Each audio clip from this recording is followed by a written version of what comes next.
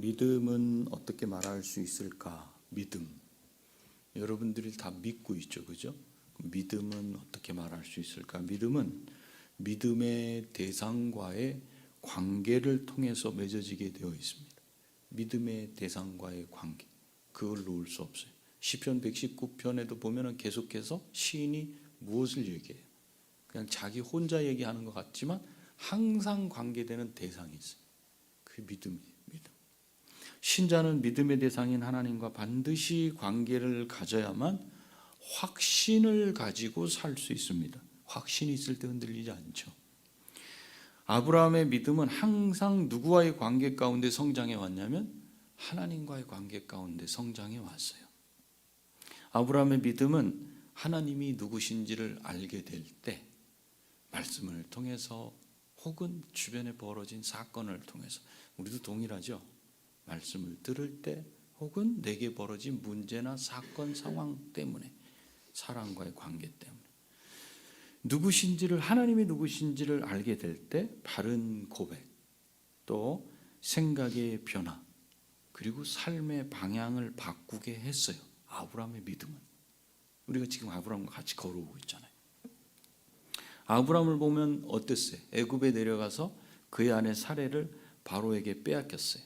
그때도 하나님은 직접 말씀은 안 하시고 바로에게 행하신 말씀과 행동을 통해서 아브라함에게 말씀하시면서 관계해 주셨어요. 자식이 없이 두려움에 사로잡혀 있는 아브라함에게는 환상 중에 나타나셔서 하늘의 별들을 보게 하시면서 또 관계해 주셨어요. 그랬더니 아브라함이 믿음으로 반응했잖아요.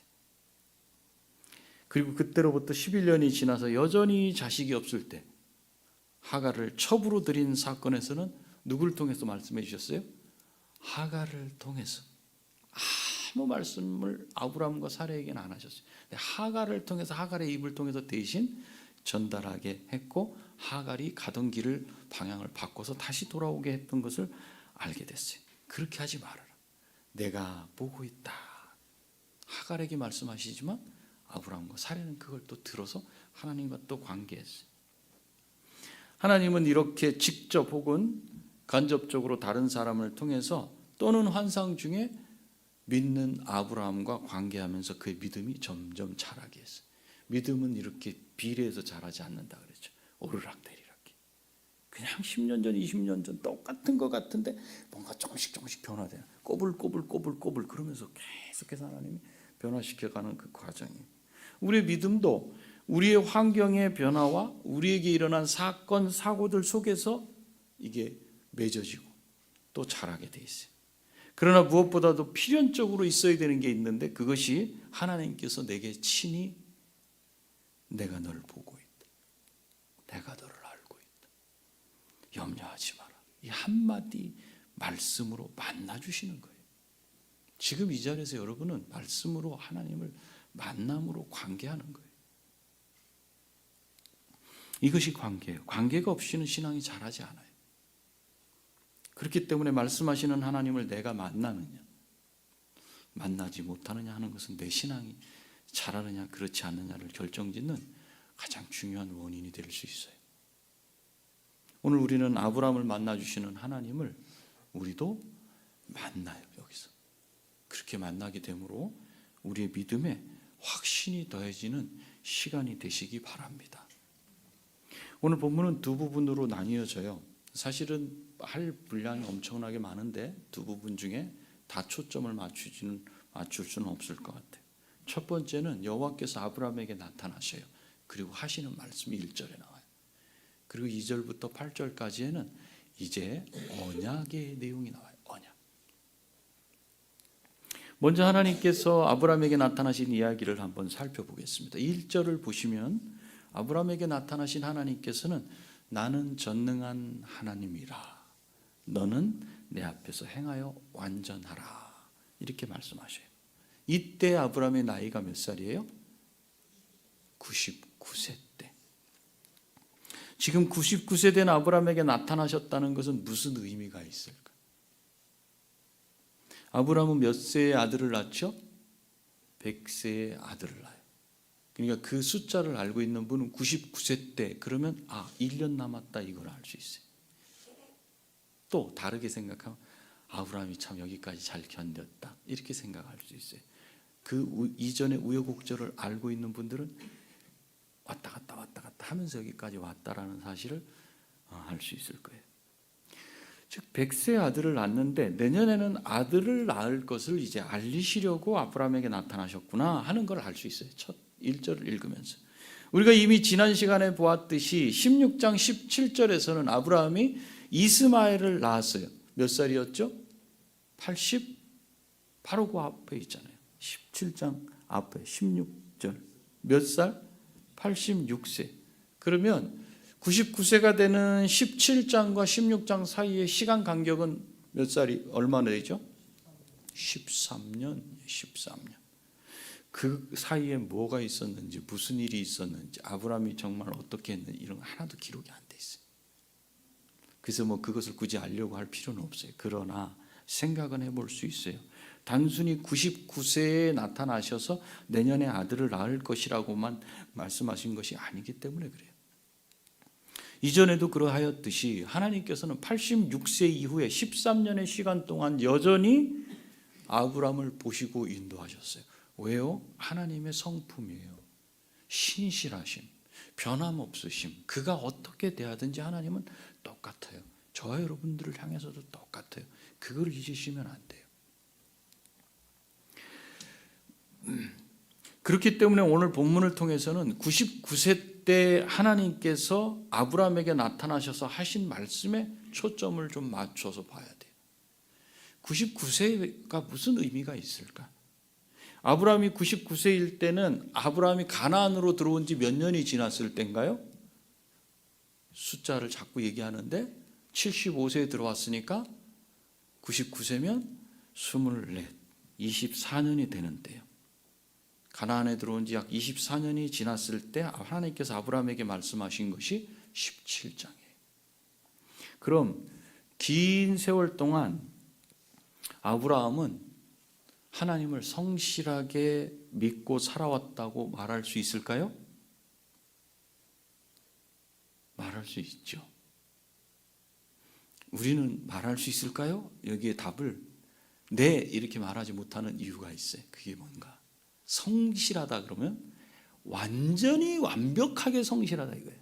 거짓말 한 번 없이 하나님과의 관계 가운데 그냥 하나님이 말씀하시는 대로 쭉 따라왔다. 그럴 때 우리는 뭐라 그래요? 성실하게 믿고 왔어요? 그럼 네 이렇게 말하는데 지금 아브라함을 쭉 우리가 알고 있듯이 그렇지 못해요. 그래서 대답은 못하죠. 그러나 지금 99세 된 이 자리에 아브라함은 하나님의 말씀을 대면하고 여기 있어요. 그러니 지금까지 걸어온 길은 성실하게 살아왔다 이렇게 말할 수 있죠. 믿음도 점점 자라왔고 하나님을 의지하는 것도 점점 강해졌어요. 이런 사실을 뒷받침할 수 있는 구절이 우리가 봤던 창세기 15장 6절 하늘의 별을 보여주시며 내 자손이 이와 같으리라 약속하니까 아브라함이 하나님의 약속을 어떻게 했어요?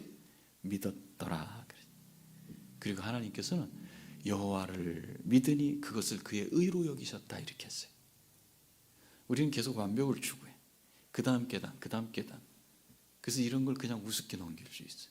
근데 아브라함 때 아브라함이 지금 하늘의 별을 보고 자손이 그와 같이 많을 것이라는 걸 믿을 수 있었다. 과연 내가 그 자리에 있었다면 그렇게 할 수 있었을까? 쉽지 않은 부분이에요. 우리가 우리 자신을 보고 다른 사람을 봐서 알지만 믿음이 있다고 하고 믿음이 잘하고 있다고 해도 사람의 마음과 관심은 상황에 따라서 흔들릴 수 있어요. 아브라함도 그랬어요. 하나님께서 나타나셔서 이렇게 말씀하신 것은 아브라함의 상태와 관계가 있어요. 하나님이 이렇게 나타나셔서 무엇인가 여러분들에게 말씀하실 때 그때 그 사람의 마음 상태와 관계가 있어요. 하나님은 아브라함을 정확하게 하시, 저와 여러분을 정확하게 하시는 거죠. 그래서 하나님께서는 정확한 시간, 적시에 아브라함의 마음을 다시 하나님께로 돌리려고 나타나신 거예요. 하나님이 말씀하신다 그러면 그때 그 상황은 그의 마음 상태를 반영해서 다시 하나님께로 방향 조정을 하시려고 하는 거구나. 이렇게 이해해야 돼요. 마치 신자가 신앙생활을 해나갈 때 그의 삶이 형편이 괴롭고 힘들어 답답해 죽을 것 같아요. 그럴 때는 예배에 안 나오고 싶어요. 기도도 안 하고 싶고 말씀도 안 보고 싶어요. 그런데 그 무거운 생각, 마음의 짐을 가지고 발걸음을 옮겨서 예배당 문을 열고 예배를 딱 드리면서 주시는 말씀, 예배 가운데 하나님이 주시는 말씀을 딱 듣게 될 때 눈물 콧물을 뺄 때가 있죠. 어떻게 내 마음을 이렇게 잘 아시지? 목사님이 내 속으로 들어와서 뭘 보셨나? 제가 본 게 아니에요. 제가 본 게. 하나님이 그때 여러분의 그 마음을, 정확한 마음을 아시고 그 말씀을 그렇게 주신 거예요. 저한테 초점을 맞추시면 안 돼요. 하나님의 말씀에 초점을 맞추시고, 하나님이 바로 그럴 때 그 마음의 상태를 아시고 나한테 말씀해 주시는 거예요. 아브라함의 인생에 있어서 가장 큰 걱정은 무엇이었죠? 지금까지 우리가 쭉 보니까 뭐가 없는 거? 자식이 없는 거예요. 자식이 없는 거예요. 무엇 때문에 두려워했어? 무엇 때문에 잘못된 결정을 했어? 아브라함의 가장 큰 문제는 자녀가 없는 것이었어요. 그런데 창세기 11장 30절에 보면 이렇게 나와요. 11장 30절. 12장에 아브라함을 부르시기 전에 11장 30절에 보면 사레는 임신하지 못함으로 자식이 없었더라. 이렇게 말해요. 물론 이삭 같은 경우는 40세에 돼서 결혼을 했지만 아브라함이 그렇게 늦게는 하지 않고 고대 근동에서는 보통은 빠르게 해요. 20세 이후면. 더 빨리 결혼한 이집트 같은 경우도 있어요. 그보다 더 아래로 내려가서. 그러나 보통 20세 이후에 결혼한다. 봤을 때 아브라함이 결혼해서 75세 부름을 받기 전까지 창세기 11장 30절에 말씀한 것까지 사레는 임신하지 못함으로 자식이 없었더라 하면 75세 부름 받기 전까지 몇 년 정도를 자식이 없이 살았어요. 50년 가까이. 55년, 50년. 아주 긴 세월 동안 아브라함은 자녀가 없이 그냥 살았어요. 항상 그의 마음속엔 자녀예요. 자녀. 이렇게 자녀가 없이, 자식이 없이 살아왔는데 아브라함이 75세가 되었을 때 하나님께서 아브라함에게 나타나셔서 하신 말씀이 뭐예요? 내가 내게 큰 민족을 이루게 하겠다. 아니, 한 명의 아이도 없는데 큰 민족을 이루게 하겠다. 이거 받아들이기 어려운 거예요. 자녀 문제예요. 자녀 문제로 고민하는 아브라함에게 자녀를 주겠다. 자녀가 있어야 되잖아요. 큰 민족을 이루려면 자녀가 있어야 되는데, 근데 자녀를 약속하셨어요. 약속. 그리고 자녀 없이 긴 시간을 살아온 이 사람에게 또 자녀를 약속하심으로 이제 또 기다리게 해요. 그리고 하나님께서는 13장에서는 내가 내 자손을 땅에 티끌같이 많게 하겠다. 땅에 먼지같이 많게 하겠다. 무슨 희망 고문인 것처럼 계속해서 자녀를 말씀하셔요. 그런데 그 후에도 자식은 생기지 않았어요. 아브라함의 마음은 어떨까요? 점점 지쳐만 갑니다. 그래서 아브라함은 하나님께 자기의 답답한 마음을 이렇게 말씀드려요. 저는 여전히 자식이 없이 저 자신을 들여다보니까 늙어만 가고 있습니다. 그런데 하나님께서는 저를 통해서 민족을 만드시겠다고 하십니다. 제가 생각하기로는 제 집에 있는 종을 아들로 삼아서 그 일을 해나가는 게 좋겠습니다. 그러자 하나님께서는 뭐라고 말씀하셔요? 네 몸에서 날 자가 네 상속자가 되리라. 네 생각 그렇게는 안 된다. 이렇게 말씀하시죠. 그리고 아브라함을 밖으로 데리고 나가셔서 밤하늘에 뭐를 보여주셨어요? 별을 보이셨어요. 수없이 많은 별들. 사람이 볼 수 있는 눈이 한 5,000개. 수없이 많은 별들을 보고는 세어봐라. 네 자손이 이와 같을 것이다. 또 자녀가 있을 것이다 말씀하시죠. 그러자 아브라함은 또 흔들렸던 그의 마음을 다시 바로잡고 하나님의 약속의 말씀을 믿었어요. 그것을 창세기 15장 6절에서는 여호와께서 이를 그의 의로 여기셨다 이렇게 말씀해요. 그렇지만 또 세월이 또 흘러가는데 아브라함에게 자식이 여전히 없었어요. 그 다음에 무슨 일이 일어났어요? 아브라함은 아내의 제안으로 여종을 통해서 아들 이스마엘을 낳았어요. 이때 아브라함의 나이가 몇 살이 있다고요? 86세. 하나님께서는 아브라함에게 약속하신 이 자식에 대한 약속을, 하나님의 약속을 들은 후에 아브라함이 다시 11년이 지났잖아요. 75살에 들었으니까 11년이 지났는데 그 자식이 누구를 통해서 나와요? 여종을 통해서 나왔어요. 하나님의 계획과는 다른 겁니다. 그리고 그 후에 13년이 지나서 아브라함은 이제 99세가 되었어요. 그러면 질문이에요. 이제 99세가 된 아브라함의 마음 상태는 어땠을까요? 75세까지 거의 55년. 지금은 99세가 됐어요. 24년이 더 지났어요. 79년, 거의 80년 동안 자식이 없이 왔어요. 100세가 되는데 더 건강해졌을까요? 몸은 더 늙었죠. 자기 자신을 봤어요. 사례를 봤어요. 그렇게 됐을 때 아브라함의 마음 상태가 어땠을까요? 이걸 읽을 수 있어야 돼요. 오늘 17장 우리가 읽지 않은 본문이지만 16절에 보니까 이렇게 돼 있어요. 한번 읽어볼까요? 17장 16절. 여기 PPT에 없습니다. 시작.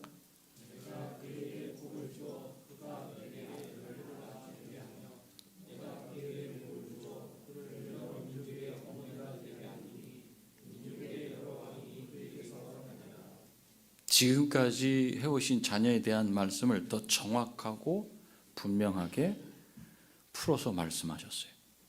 지금까지 기다려온 아브라함이 어떻게 생각하고 말하는지 보시면 그의 마음 상태가 어떤지 알 수 있어요. 17절을 볼까요?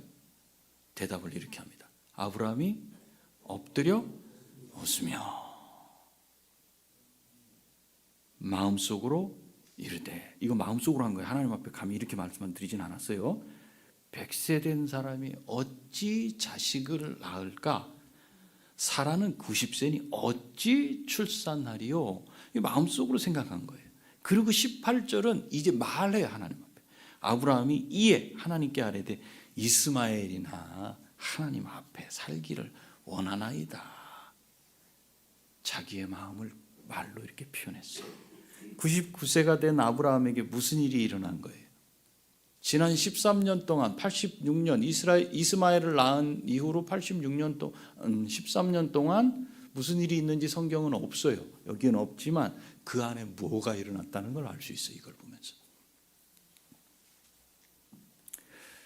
아브라함이 어떻게 변해가고 있었어요. 이제 나하고 사레 사이에 태어날 아이에 대한 말씀은 저는 없었던 걸로 하겠습니다.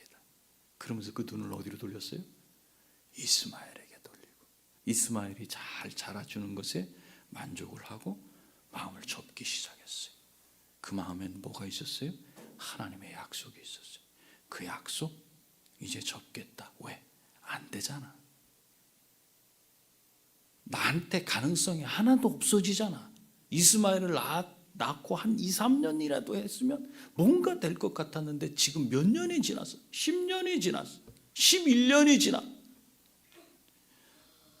이미 내 나이는 100세에 가까워졌고 사례도 90세나 됐습니다.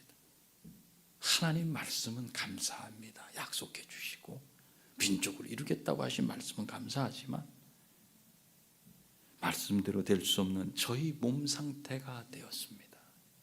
하나님은 가능하셔요. 근데 나는 안 돼요.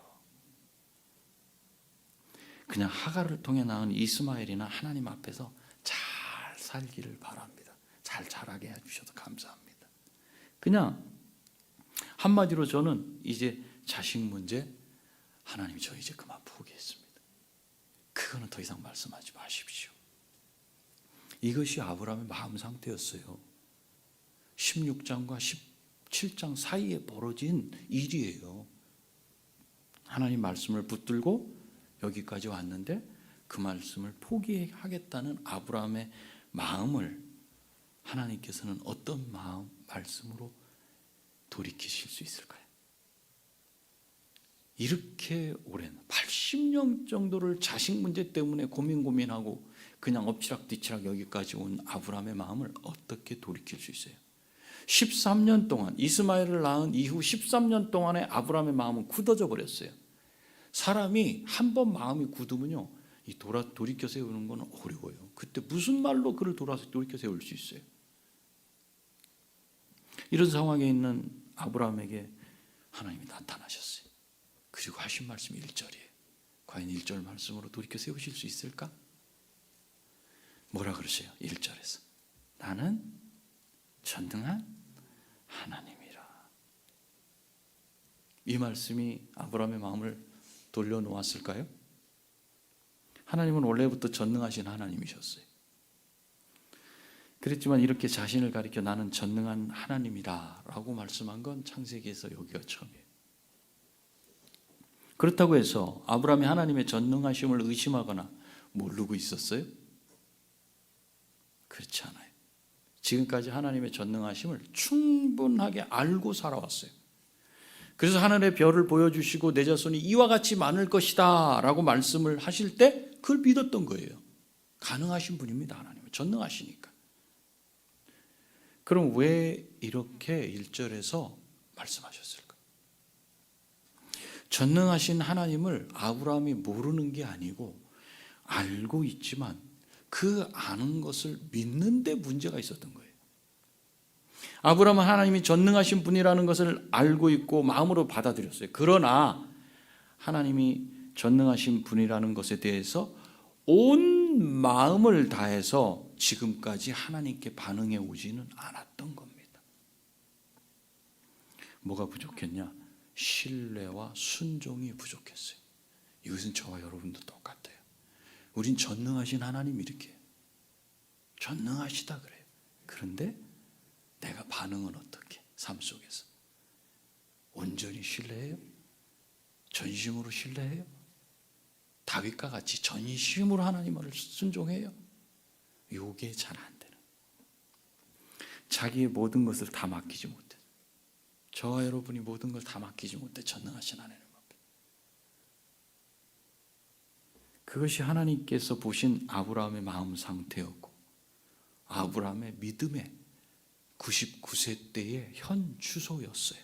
그래서 하나님은 그에게 가장 정확하게 이 아브라함의 마음을 돌이켜 세울 수 있는 게 뭔가? 나는 전능한 하나님이라. 이렇게 말씀하시고 나서 그 뒤에 하신 말씀이 있어요. 제가 앞에서 설명한 걸 그 뒤에 하셨어요. 뭐요? 너는 내 앞에서 행하여 완전하라.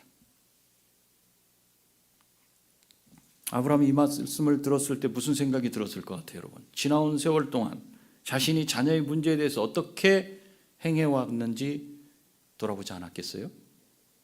자식이 없어 두려워하던 아브라함은 15장에서 하늘의 별을 보고 후손을 주실 것을 믿었어요.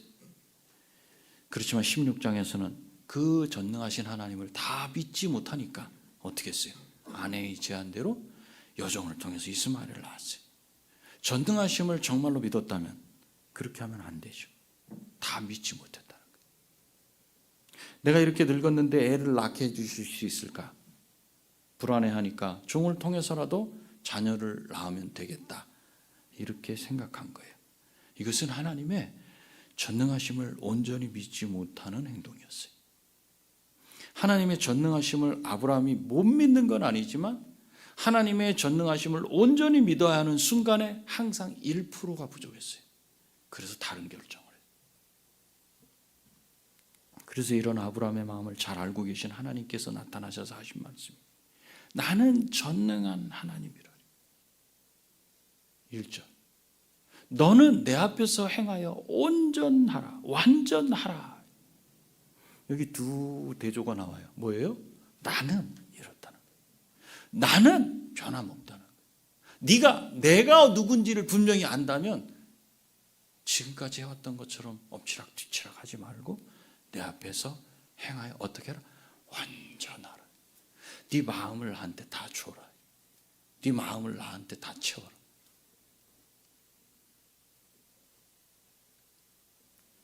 예수님의 제자가 되려면 제자들을 부르실 때 어떻게 했어요? 제자들이 다 버리고 나를 쫓아. 나와 너가 대조가 되죠. 내가 너를 대한 방식과 네가 나를 대한 방식은 달랐다 이거예요. 나는 너를 향해 내 아들을 주기까지 완전히 사랑했는데 너는 나에 대해서 붙잡고 있는 게 너무 많다. 놓지 못하는 게 너무 많다 이거예요. 그걸 놓으면 경험하게 될 하나님의 그 능력을 네가 붙잡고 있어서 완전함을 경험하지 못하고 있다. 이 말씀을 들을 때 아브라함이 어떤 마음이 들었겠어요? 부끄러웠겠죠. 근데 이 말씀을 듣고 나서도 어떻게 해요? 하나님께서 내년 이 시기에 이맘때에 사레가 아들을 낳으리라 말씀하셨을 때 아브라함은 웃었다 그랬잖아요. 엎드려 웃었다. 그 뭘 봤어요? 자기를 들여다봤어요. 100세나 된 나, 90세나 된 사레, 집 한 방 한 칸 없는 내 형편, 자녀들 줄줄이 취직 못하고 있는 내 형편, 돈도 많이 벌지 못하는 내 형편, 이걸 들여다보고는 하나님의 말씀이 전능하신 하나님 그게 들어오지 않아요. 꼭 우리는 이렇게 가요. 누굴 봐? 날 봐. 날. 그리고 형편을 봐. 온 우주에 깃들인 하나님의 옷자락은 네 아멘 그러는데 내 형편을 딱 들여다보면 내 마음은 나로 가득 차. 형편으로 가졌다. 내 형편으로. 사람이 하나님을 믿는다는 건 믿음이 있다 없다의 문제가 아니고 분량의 문제와도 관계가 있다는 걸 우리가 볼 수 있어요. 하나님은 완전하라고 말씀하셨어요. 이 완전에 걸려가지고 또 오늘 넘어지실 분이 생기면 안 돼요. 이 말은 하나도 잘못 없이 완전 무결하라는 뜻이 아니에요. 다른 데 한눈 팔지 말라는 거예요. 지금까지 붙들고 있고 이렇게 살 국리를 마련해 놓은 그것 가지고 그걸 너무 의지하지 말라는 거예요. 좀 하나님께 그 마음을 다 줄 수 없겠네. 하나님의 전능함을 믿는다면 한 번이라도 나한테만 나를 신뢰하고 순종하면 안 되겠니? 그게 내 앞에서 행하여 그거예요. 저와 여러분은 하나님 앞에서 행해요. 하나님 앞에서 행한다. 중동에 가면 양들이 있죠. 양들은 목자 앞에 쭉 가요. 목자가 신호를 딱 하면 이쪽으로 가고. 목자 앞에서. 내 앞에서 내가 다 보고 있어. 늑대, 사자, 위험한 길, 어둠 내가 다 통제해. 마음껏 먹고 마음껏 누려. 내 앞에서. 전적으로 하나님을 의지하고 풀을 뜯고 마시고 살아가. 근데 아브라함은 여태껏 살아온 방식이 하나님 앞에서 든든한 백 앞에서 살아온 전적으로 의지하며 행한 삶이 아니라는 거예요. 그래서 하나님은 나는 전능한 하나님이다. 이 사실은 변함없다. 그러시면서 하나님 앞에 살면서 하나님만 의지해라. 이렇게 말씀하셔요. 저 여러분이 그런 삶을 살게 되시기 바랍니다. 그리고 나서 아브라함에게 하신 말씀이 언약하시겠다는 말씀이에요. 언약의 내용은 이게 나라를 만드시겠다는 거예요. 나라. 아브라함을 통해서 2절부터 6절까지가 너를 크게 번성하게 심히 번성하게 하려니 민족들이 나게 한다. 나라가 있으려면 민족이 있어야 돼요. 백성이 있어야 되죠. 민족을 이루게 하겠다. 그리고 7절, 8절 뒷부분에 너와 내 후손의 하나님이 되리라. 민족이 있는 그 나라를 누가 다스리시는가? 주권은 하나님 앞에 있다는 거예요. 통치를 내가 하겠다. 왕권. 그리고 8절 처음 부분에 내가 너와 내 후손에게 네가 거류하는 이 땅 곧 가나안 땅을 주어 영원한 기업이 되게 하겠다. 땅의 땅. 땅과 백성과 주권을 다 말씀하시죠. 결국 이 언약의 내용은 뭐냐? 그것은 하나님 나라를 이루시겠다는 거예요. 창세기 12장부터 하나님 나라를 이루시겠다는 그 관점을 가지고 왔던 거예요. 이 언약의 특징이 뭔가 보니까 주권적이에요. 주권적이라는 건 이 말은 하나님께서 세워주신 언약이라는 거예요. 그 언약의 형식, 그 내용 모두 하나님이 만드신 것이다. 쌍방간에 언약은 쌍방이 하거든요. 쌍방간에 합의하에 뭔가 내용을 만들어내는 게 아니에요. 하나님이 다 만드신 거예요. 그리고 이 언약에서 말씀하시는 것을 이루기 위해서 전적으로 누가 이것을 이루어 갈 것인가? 하나님이 해 가시겠다는 거예요. 그래서 주권적이라 그래요. 그 두 번째는 2절에 보면 내가 내 언약을 나와 너 사이에 세운다 그랬잖아요. 그리고 또 7절에 내 언약을 나와 너 및 대대 후손 이렇게 했어요. 이 언약의 두 번째 특징은 대를 이어서 계속돼요. 언제까지? 영원히. 내가 너를 영원히 사랑해. 내가 당신을 영원히 사랑할게. 나랑 결혼해줘. 이 말은 내가 변함없이 사랑할게 이런 뜻이지 뭐 그냥 시간을 끝없이 사랑한다는 말은 사실은 아니에요. 그러나 하나님이 영원이라고 표현하실 때는 그 시간 정말 문자적으로 영원히 사랑하신다는 거예요. 그 두 번째 언약의 특징이 바로 대를 이어서 계속 하시겠다.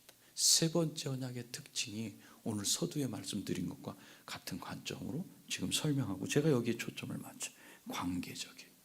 7절과 8절 하반절을 보시면 너와 내 후손의 하나님이 되리라. 나는 그들의 하나님이 되리라. 이것은 하나님께서 사랑과 언약을 맺으시는 목적이에요. 하나님의 언약의 목적은 사람이 아브라함의 후손이 돼서 하나님과 관계를 맺게 하려고 하는 거예요.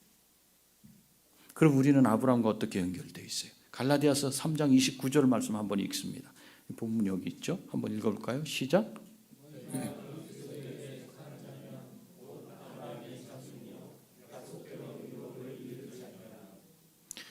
약속대로 유업을 잇는다. 하나님이 허락하신 이 땅에서 허락하신 것, 천국에서 허락하신 모든 것을 다 누리는 사람으로 하나님이 상속받게 하시겠다는 거예요.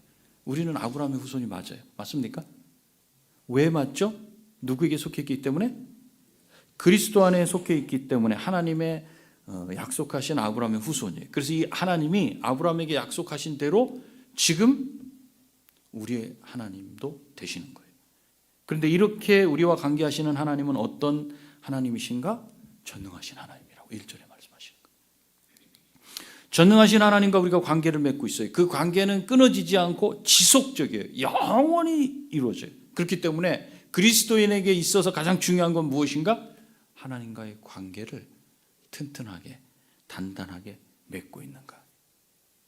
예를 들어서 하나님과의 관계는 든든하게 맺지 않으면서 매번 느슨한 관계에 있는 하나님께 우리는 이걸 요구해, 간구해, 기도해. 이것 좀 해주시죠. 저것 좀 이루어주시죠. 그런 그분과 나의 관계는 느슨해, 헐렁, 좋은 관계에 있지 않아. 이것은 부부관계에서 또 부모자식 관계에서도 나타나요. 좋은 관계는 뭡니까 여러분?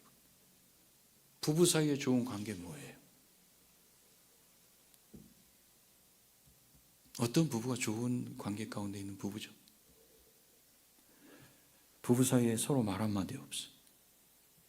마음으로 소통이 되지 않아. 그런데 원하는 게 있을 때마다 청구서를 갖다 드리대. 좋은 관계? 아니. 또 자식이 요구하는 것이라면 뭐든지 다 들어줘. 아무 말도 없다가 필요할 때만 청구서를 딱 드리대. 이것 좀 해주지? 이렇게. 이 좋은 관계 아니에요. 서로 말 한마디 없어. 성경에서 복이라고 말할 때는 여러분 잊지 마세요. 그것은 기본적으로 관계에서 나와요. 관계. 내가 너희의 하나님이 되고 그래서 너희의 삶을 다 책임지고 내가 약속한 모든 것을 신실하게 이루어 주겠다. 왜? 나는 전능한 하나님이기 때문에 그렇다. 자녀들은 어떤 부모를 원해요? 아마도 돈을 많이 못 벌어다 주는 부모님한테는 우리 부모님이 돈을 좀 잘 줬으면 좋겠어. 이거 원할 수 있어요. 그 부모님들은 어떤 자녀를 원해? 말 잘 안 듣는. 말 잘 안 듣는. 어떤 아버지, 어떤 엄마가 좋은 부모라고 생각해요? 전능한 하나님이시라고 내가 필요할 때 필요한 그 문제 해결만 해주시길 원한다면 그 하나님은 좋은 하나님이 아니에요. 그냥 해결사예요. 해결사. 봤잖아요. 알라딘의 요술 램프에서도 그냥 비비기만 하면 원하는 대로 해주는 지니 같은 존재. 좋은 관계는 아니에요. 우리의 아버지는 전능하신 하나님이시기 때문에 우리가 때로 실수해도 모든 것을 아브라함을 통해서 봤잖아요. 아브라함이 잘못했는데 괜히 어문 사람만 혼내시고 재물을 다 받아갖고 나오게 하셔. 하나님은 모든 걸 합력해서 선으로 만들어내실 수 있는 분이세요. 우리가 실수하잖아요. 하나님 제가 이 정도밖에 안 돼. 그러지 마세요. 알고 계셔요. 그걸 선으로 바꾸시는 하나님 앞에 그냥 감사하세요. 하나님이 그렇게 모든 걸 합력해서 손으로 만들어내실 수 있는 그런 분이신데 이 복이 어떻게 우리에게 왔어요? 그것은 하나님 자신이 특별히 아브라함과 언약을 맺으셔서 자자손손 우리에게까지 그리스도 안에서 이루어지게 하신 복이에요. 이게 하나님의 나라가 누굴 통해서 완전히 이루어졌어요? 예수 그리스도를 통해서. 그분이 죽으셨어요. 죄를 사하셨어요. 그리고 다시 부활시키셨어요. 하나님께서. 그리고 승천하셔서 하나님 보좌 우편에 앉으셔서 다스리고 계셔요. 그렇지만 아직 완전히 이루어지진 않았어요. 그러나 이미 이루어진 하나님의 나라예요. 우리가 그 안에 지금 들어가 있어요. 우리는 우리가 필요한 것을 얻어낼 대상으로 하나님을 섬기고 있는 게 아니에요. 내가 필요한 것은 무엇이든지 얻어내기 위해서 하나님을 우리 아버지로 섬기면서 사는 게 아닙니다.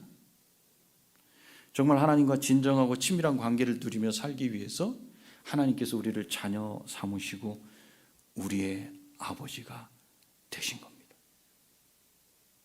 이 일을 위해서 하나님은 어떻게 하셨어요? 자기 아들을 대신 주셔서 우리 대신 죽게 하시고 우리를 자기 자녀로 삼으셨어요. 이런 하나님의 신실하심, 즉 변함없으심. 우리 아브라함이 왔다 갔다 해도 99세 됐어. 자기 자신을 보고서 웃어. 내년에 아들을 낳을까? 아이고. 그냥 하나님 알아요. 하나님의 그 신실하심을 알지만 날 보니까 안 되겠어요. 그냥 이거 있는 걸로 만족할게요. 그게 저와 여러분들의 마음이에요. 그런 우리를 위해서 하나님은 신실하시게 자기 아들을 죽이셨어요. 우리의 마음 상태와는 관계없이. 하나님의 전능하심을 믿는다면 우리가 그걸 어떻게 살아야 될까요? 불안하고 힘들고 어려울 때 어떤 마음을 하나님 앞에 딱 내어놓아야 되겠습니까? 흔들릴 수 있어요. 흔들릴 수 있어요. 그러나 하나님 말씀이 여러분의 의지가 되어서 흔들리는 마음을 고정시키고 붙들 수 있게 되시기 바랍니다. 무슨 말씀이냐면 하나님 말씀이 들려질 때 여러분의 흔들리는 마음 상태가 잡힐 수 있다면 그것이 복입니다. 만약에 그 말씀이 내 흔들리는 마음을 잡을 수 없을 정도로까지 내가 강박해 있다면 옆에 분들한테 기도 부탁을 하세요. 내가 말씀이 들려지는데 이게 분명히 나를 향한 말씀 같은데 내 마음을 하나님께로 돌이키지 못하겠어. 나 혼자는 안 되겠어요. 제발 도와주세요. 기도 요청을 하셔야 돼요. 하나님이 우리에게 요구하시는 게 뭡니까? 하나님 앞에서, 목자 앞에서 온전하라. 목자 앞에서 살아라. 온전해라. 하나님을 전적으로 의지해라. 이 말씀은 아브라함에게만 하신 게 아니고 그의 모든 후손인 우리에게도 주시는 말씀이에요. 전능하신 하나님이 우리 하나님이신 줄 믿으시기 바랍니다. 그리고 그 앞에서 살아가세요. 그 앞에서 잡은 거 한번 놔보세요. 잡은 거를 하나씩 놓는 훈련을 해나가 보세요. 그럼 하나님의 전능하심이 경험될 거예요. 그러면 내 마음 상태 몇 살 때든지 하나님이 주시는 말씀이 내 마음을 건드리고 또 하나님께로 마음을 향하게 하실 거예요. 그런 복을 다 누리시는 우리가 다 되시기를 바랍니다. 기도하시겠습니다. 이 시간 기도할 때 주님 온 마음으로 하나님을 의지할 수 있게 해주십시오. 시편을 통해서 본 다윗의 그 마음, 전심으로 주님을 향할 수 있도록 우리 마음을 좀 붙들어 주시옵소서. 기도드리겠습니다.